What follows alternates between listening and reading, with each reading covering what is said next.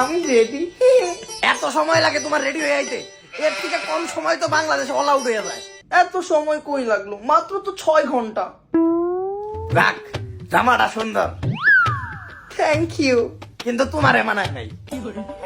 তুমি কখনোই আমার প্রশংসা করো না। আচ্ছা খারাপ, আজকে তাহলে তোমার প্রশংসা করতেছি। এই সুন্দর জামাটা তোমার গায়ে পরার পর কেমন লাগতেছে জানো?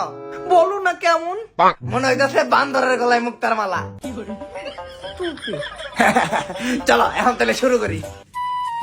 আব্বা, আম্মা, তোমরা এরকম রেডি হয়ে বই আছো, কোনো আনে যাইবা নাকি? এই যে শুভ কাজ শুরু করার সময় কোথায় মুখ দিছে।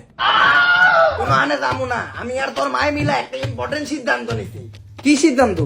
এখন থেকে আমরা দুইজন মিলা কাপল ব্লগ করবো। আবার কাপড় ব্লগ মানে? তুমি এই বয়সে এরকম একটা ভুল সিদ্ধান্ত নিলা কেমনে? তোরে জন্ম দেওয়া তো আমাকে একটা ভুল সিদ্ধান্ত ছিল।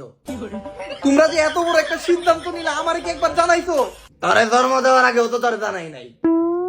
আর আবার তুমি কি জানো যে কাপড় ব্লগ কাকে বলে? হ্যাঁ জানি তো, এই ব্লগের ভিতর কপত কপতিরে মিলা পকত পকত করে ওই ব্লগ রে কাপড় ব্লগ বলে।